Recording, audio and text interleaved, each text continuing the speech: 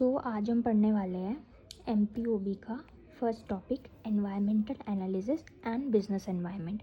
हम एक एक वीडियो में जो 5 टॉपिक्स है कवर करते जाएंगे। तो सबसे पहले environmental analysis and business environment समझ लेते हैं।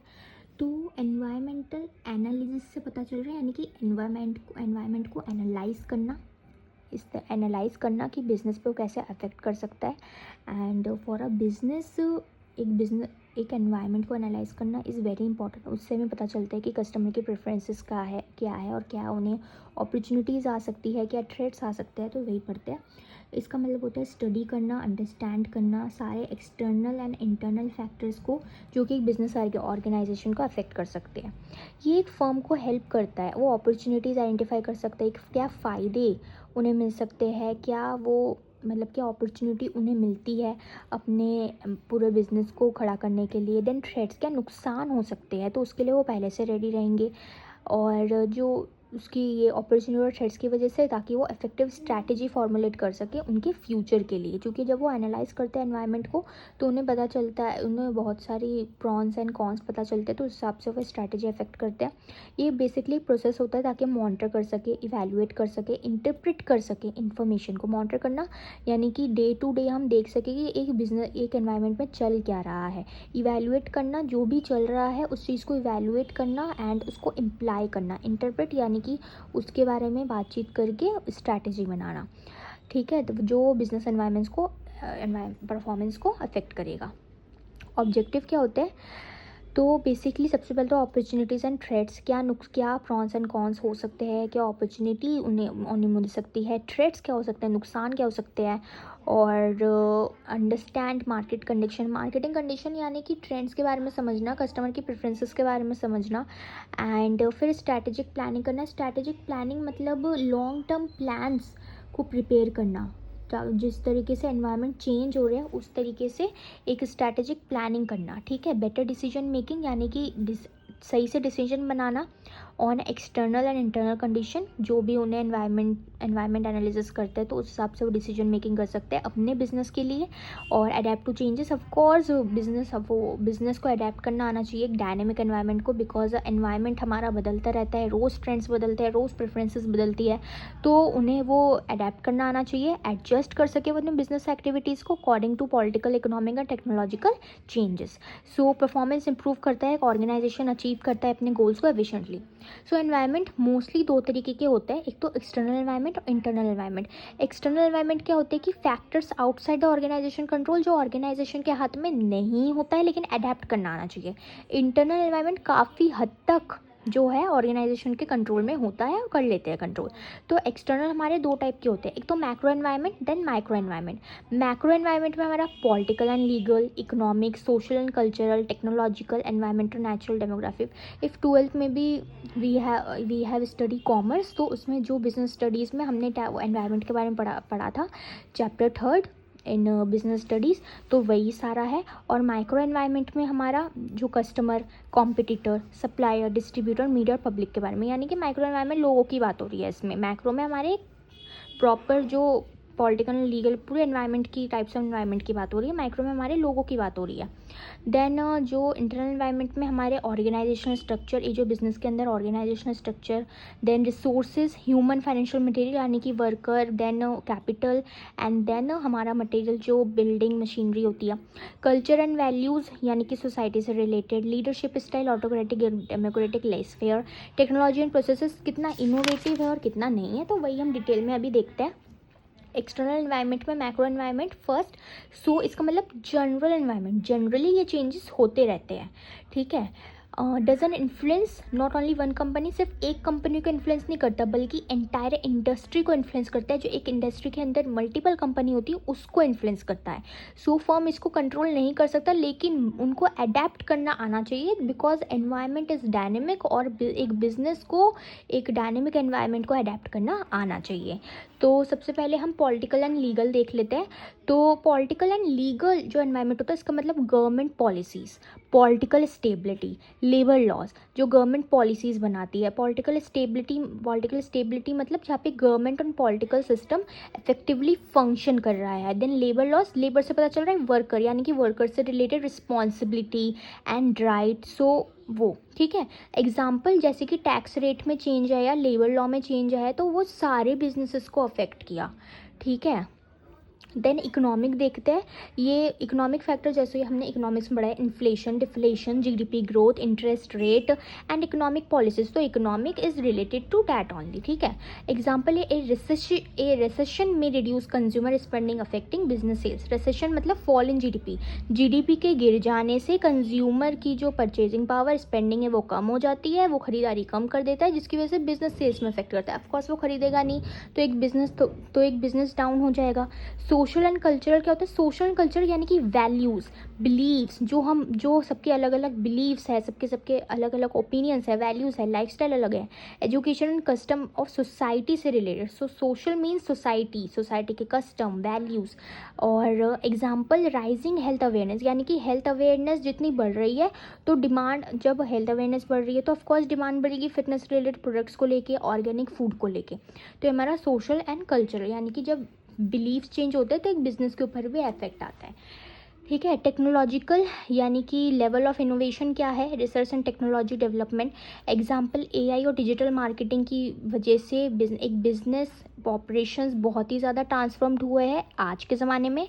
एनवायरमेंटल एंड नेचुरल, एनवायरमेंटल यानी कि natural resources, climate, pollution control and sustainability के बारे में। एग्जाम्पल बिजनेस अडेप्ट कर रहे इको फ्रेंडली पैकेजिंग ताकि पॉल्यूशन रिड्यूस हो सके।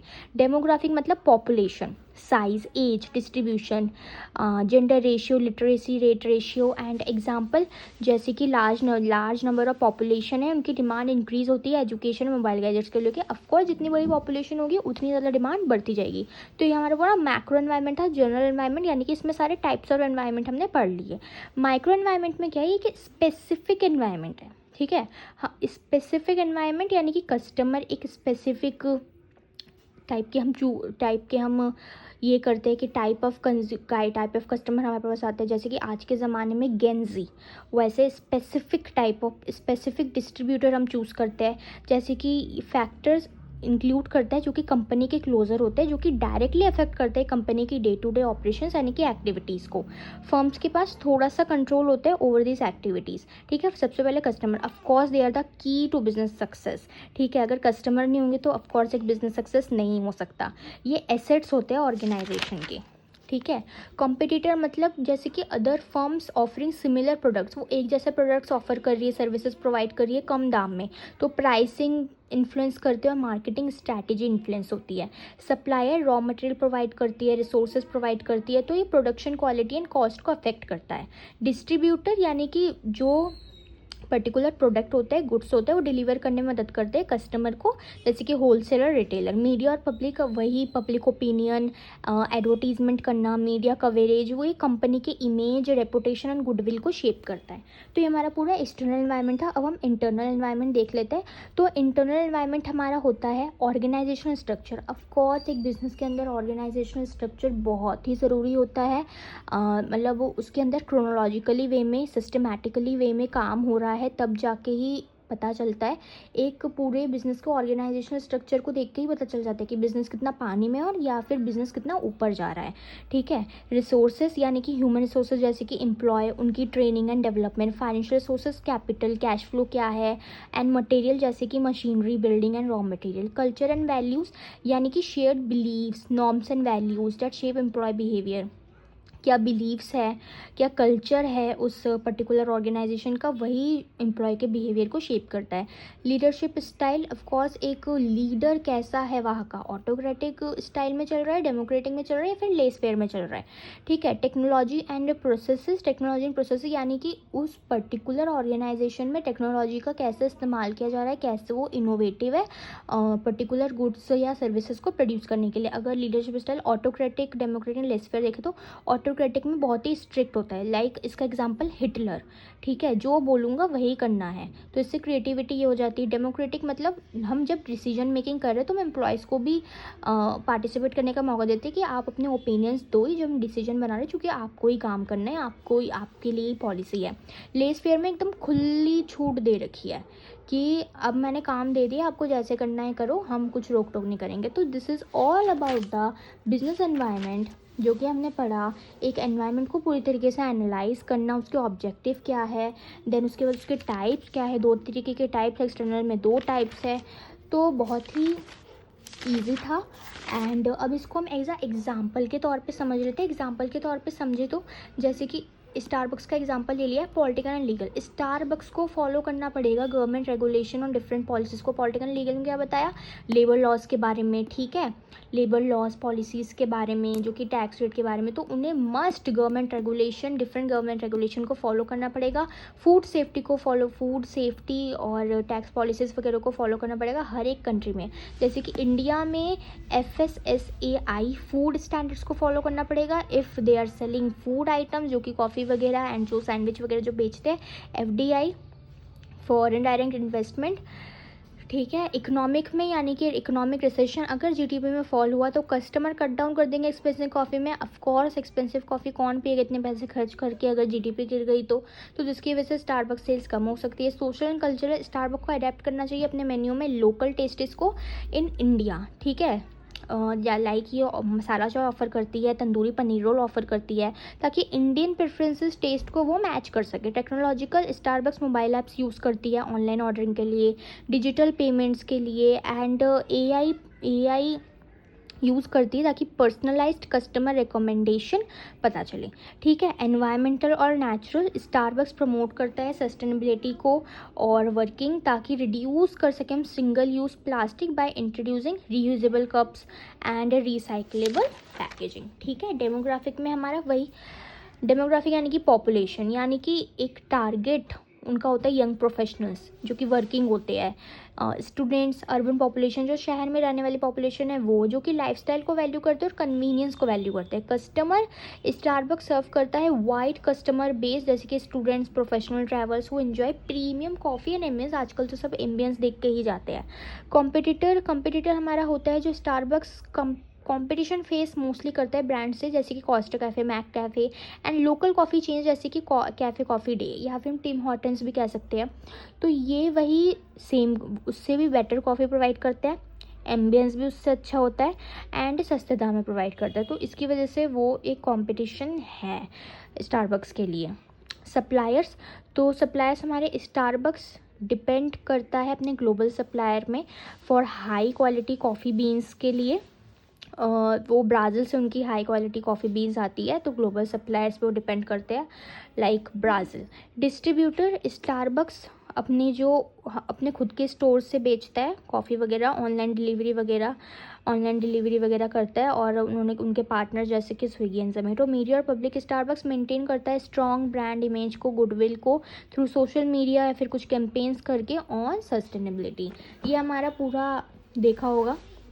एक्सटर्नल एनवायरनमेंट हो गया, माइक्रो मैक्रो दोनों कवर हो गया। ऑर्गेनाइजेशनल स्ट्रक्चर यानी कि मैट्रिक्स स्ट्रक्चर को फॉलो करता है। एम्प्लॉय रिपोर्ट करता है मल्टीपल मैनेजर को। आगे जाके जब वो एमर्जिंग ऑर्गेनाइजेशनल स्ट्रक्चर टॉपिक में अभी बताऊंगी तो उसमें मैट्रिक्स स्ट्रक्चर समझ आ जाएगा। ये divisional functional structure organized both by divisional functional structure से ऑर्गेनाइज होता है, ठीक है। रिसोर्सेज 3 तरीके के, ह्यूमन रिसोर्सेज, ट्रेन बैरिस्टाज होते हैं, बैरिस्टाज वो तो जो कि कॉफ़ी बार में सर्व करते हैं, एंड फ्रेंडली स्टाफ ताकि पर्सनलाइज कस्टमर एक्सपीरियंस क्रिएट हो सके। Financial sources, strong global brand value and high revenue support. Material sources, advanced coffee machines, high quality ingredients. Culture and values, Starbucks promote करता है culture of respect and social responsibility. Leadership style, managers को partners भी बोला जाता है, जिसकी वजह से उन्हें सेंस ऑफ बिलोंगिंगनेस बिल्ड होती है और एम्प्लॉय एंगेजमेंट इंकरेज होता है, इनोवेशन इंकरेज होती है। Technology and processes, Starbucks use करता है advance technology for mobile payments, customer data analytics. So conclusion, अब लास्ट में हम कंक्लूजन क्या निकालेंगे। एक बिजनेस एक डायनेमिक एनवायरनमेंट में ऑपरेट करता है जो कि इंटरनल और एक्सटर्नल फैक्टर से बने होते हैं। जब हम एक एनवायरनमेंट को समझ लेते हैं तो एक मैनेजर को मदद करता है कि वो कैसे स्ट्रैटेजी प्लान करता है, रिस्क को मिनिमाइज करता है और एडवांटेज लेता है अपॉर्चुनिटीज़ का for growth and sustainability. So this is all about the business environment.